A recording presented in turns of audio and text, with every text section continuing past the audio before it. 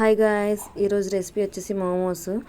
నేను ఇక్కడ గోధుమ పిండితో చేస్తున్నాను. ముందుగా గోధుమ పిండిలో కొంచెం సాల్ట్ అండ్ ఆయిల్ యాడ్ చేసి మిక్స్ చేసి పక్కన పెట్టుకోవాలి. నెక్స్ట్ స్టఫింగ్ కోసం ఇక్కడ నేను కట్ చేసి పెట్టుకున్న వెజిటేబుల్స్ ముందుగా కడాయిలో ఆయిల్ వేసి చిన్నగా కట్ చేసుకున్న జింజర్ అండ్ గార్లిక్ యాడ్ చేసి ఫ్రై అయిన తర్వాత చిన్నగా కట్ చేసుకున్న ఆనియన్స్ అండ్ చిన్నగా కట్ చేసుకున్న క్యాబేజ్ అండ్ క్యారెట్ కూడా యాడ్ చేసి బాగా మిక్స్ చేసుకోవాలి.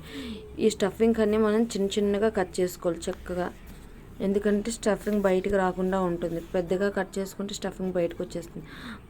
ఇక్కడ నేను కొంచెం సాల్ట్ అండ్ పెప్పర్ పౌడర్, కొంచెం సోయా సాస్ వేసి యాడ్ చేసి బాగా మిక్స్ చేసి పక్కన పెట్టుకున్నాను. నెక్స్ట్ చపాతీని పెద్దగా పాముకుని ఇలా గ్లాస్తో కట్ చేసి పెట్టుకున్నాను. ఇందులో స్టఫింగ్ ఫిల్ చేసి మనకు నచ్చిన షేప్లో అండ్ వచ్చిన షేప్లో, నేనైతే ఫస్ట్ టైమే ట్రై చేశాను. సో కొంచెం అంత పర్ఫెక్ట్గా షేప్ అయితే రాలేదు, బట్ ఓకే వచ్చాయి.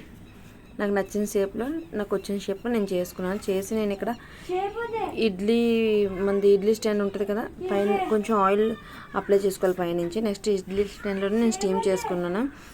ఒక 10 to 15 minutes స్టీమ్ చేసుకొని, చూసారా స్టీమ్ అయిపోయి నెక్స్ట్ సర్వ్ చేసుకోవడమే.